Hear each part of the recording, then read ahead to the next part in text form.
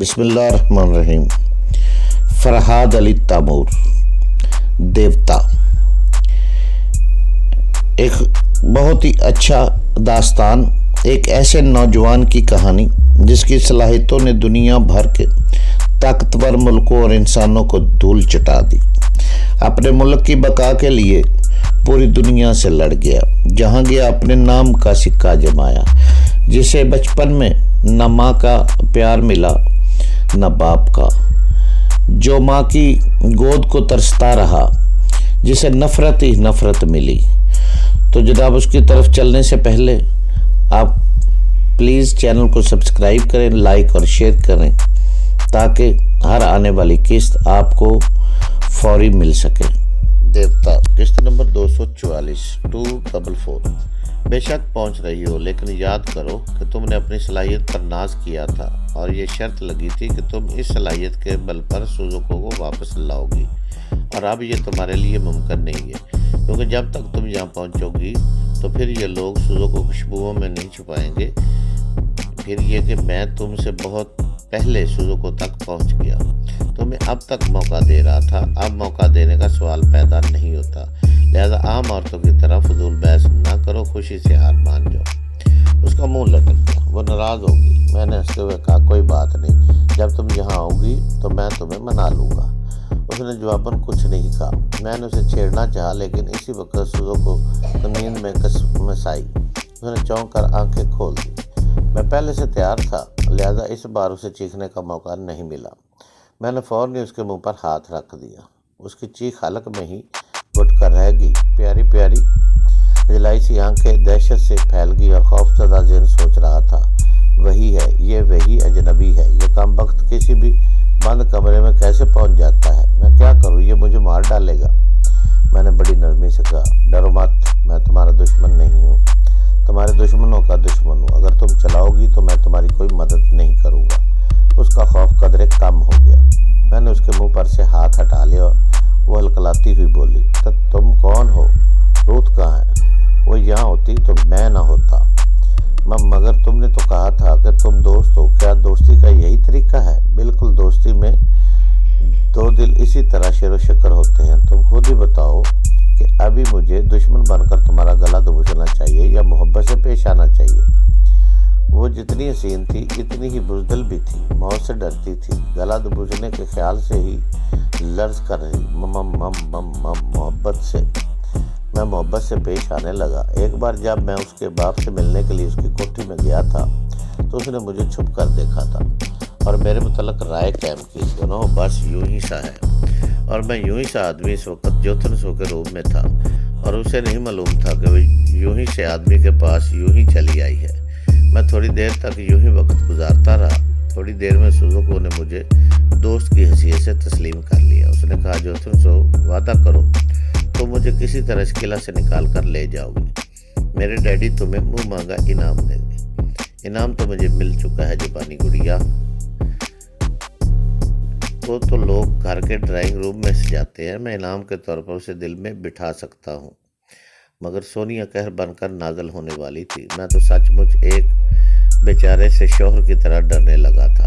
میں نے اس سے کہا اگر یہ جوتن سو سلامت رہا تو تمہارا ساتھ نہیں چھوڑے گا، لیکن اس وقت تو مجھے ساتھ چھوڑ کر جانا ہوگا تاکہ میں اس قلعے سے باہر نکلنے کا راستہ تلاش کر سکوں۔ یہ کہہ کر میں بستر سے اٹھ گیا۔ وہ میرے ساتھ دروازے تک آئی، لیکن دروازہ باہر سے بند تھا۔ وہ ہنستی ہوئی بولی انہوں نے مجھے قید کر رکھا ہے اور تقدیر تمہیں میرے ساتھ قیدی بنا کر رکھنا چاہتی ہے۔ تم یہاں آرام کرو، میں جس طرح یہاں آیا ہوں اسی طرح وہاں باہر بھی جا سکتا ہوں۔ میں اس کا جواب سنے بغیر ریوالونگ دوار کے پاس آیا، پھر اس کے ساتھ گھومتے ہوئے چور راستے میں پہنچ گیا۔ اب اس تاریکی میں میں ایک اندھے کی طرح سفر کر سکتا تھا، تہہ خانہ تک پہنچ سکتا تھا، لیکن اس وقت وہاں جانا مناسب نہیں تھا کیونکہ مجھے سونیا کا انتظار تھا۔ وہ یہاں کر دشمنوں کو الجھا رکھتی تو میں اطمینان سے تہہ خانے کی سیر کر سکتا تھا۔ اسی لیے میں ادھر گھوم گیا جدھر سے میں قلعہ کی پہلی منزل تک پہنچ سکتا تھا۔ وہ راستہ بتدریج اوپر کی طرف جا رہا تھا۔ 10 منٹ کے بعد اس دیوار کے پاس پہنچ گیا جو مجھے الماری کے اندر لے جاتی۔ وہ رینی کے کمرے کی الماری تھی۔ وہ زہریلا آدمی رینی کو اسی راستے سے اٹھا کر لے گیا تھا۔ الماری کے اندر آیا، پھر اس کے پٹ کھول کر کمرے میں پہنچ گیا۔ وہاں کوئی نہیں تھا، صرف دیوار پر لگی سونیا کی تصویر مجھے دیکھ رہی تھی۔ میں بھی چند لمحے اسے چاہت سے دیکھتا رہا۔ یہ محض رسمی چاہت نہیں تھی۔ اتنے عرصے تک اس کے قریب رہ کر مجھے یوں لگتا تھا جیسے وہ میرے جسم کا ایک حصہ ہے اور اب اس سے بچھڑے ہوئے صدیاں گزر گئی ہیں۔ اس وقت میری سب سے بڑی آرزو یہی تھی کہ میری سونیا جلد سے جلد میرے پاس پہنچ جائے۔ میں اس کمرے سے نکل کر کوریڈور میں آ گیا۔ کوریڈور کے دوسری طرف جو کمرہ میرے لیے مخصوص کیا گیا تھا اور اس کمرے کی دیوار پر میری تصویر لگائی گئی تھی۔ کم وقتوں کو یہ معلوم ہی نہیں تھا کہ وہ فرہاد کو ہی اس کی تصویر کے فریب میں لا رہے ہیں۔ میں دروازے پر آیا، پھر ہینڈل کو پکڑ کر ایسکی سے کھولا۔ وہ کمرہ خالی نہیں تھا۔ جہاں میری تصویر تھی اس کے نیچے پلنگ تھا اور اس پلنگ کے ملائم بستر پر ایک نوجوان عورت سو رہی تھی۔ میری آہٹ پاتے ہی اس نے دروازے کی طرف کروٹ بدلی اور میں خوشی سے کھل گیا۔ وہ سونیا تھی، میری سونیا۔ وہ مجھے دیکھتے ہی بستر سے اٹھ گئی۔ میں آہستہ آہستہ اس کی طرف بڑھنے لگا۔ وہ دونوں باہیں پھیلائے کر میری طرف بڑھتی ہوئی بولی، فرہاد، میرے فرہاد، تم کہاں تھے؟ میں 150 سال سے تمہیں تلاش کر رہی ہوں۔ میں ٹھٹک گیا کیونکہ میں جوتن سو کے روم میں تھا۔ پھر سونیا مجھے فرہاد کیسے سمجھ رہی تھی؟ نقلی فرہاد نے کچھ اس طرح رینی کو سونیا کہا تھا۔ یہ میرے کمرے میں میری 1.5 صدی پرانی تصویر تھی اور سامنے سونیا کی جو تصویر تھی، سونیا 150 سال بعد اس تصویر سے نکل کر میرے سامنے آ گئی تھی۔ اسی وقت ڈن ڈن آواز سنائی دینے لگی اور کال بیل اس طرح شور مچاتی تھی کہ اس آہنی گھنٹے کی آواز سے پرانے قلعہ کے در و دیوار لرز رہے تھے۔ کوئی قلعہ کا آہنی دروازہ کھولنے کے لیے کہہ رہا تھا۔ میں نے سونیا کے دماغ میں جھانک کر دیکھا، وہ میرے ساتھ نہیں تھی۔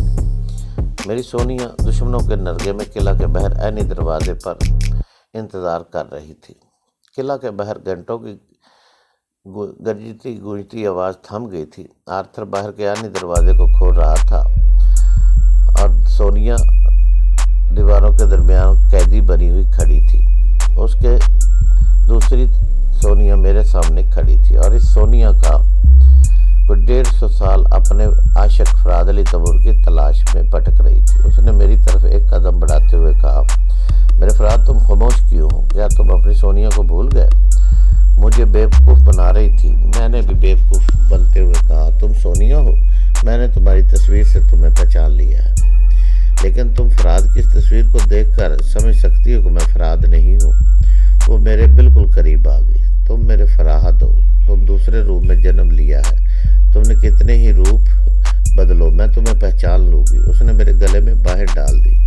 میں نے اسے بازو میں جکڑ کر کہا، اگر تم مجھے ہر روپ میں پہچان سکتی ہو تو پھر آؤ، میں بھی تمہارے اس روپ کے پیچھے تمہیں پہچان کر دکھاتا ہوں۔ یہ کہتے میں نے اپنے بازوؤں کا حلقہ تنگ کر دیا اور اتنے زور سے بیچنے لگا کہ اس کے حلق سے رک رک کر آواز نکلنے لگی، آہستہ آہستہ، فرہاد، ایسے تو میں مر جاؤں گی۔ نہیں میری 150 سال کی باسی محبوبہ، اتنے عرصے تک تو تمہیں زندہ رہنے کی پریکٹس ہو چکی ہے، بھلا تم کیسے مر سکتی ہو؟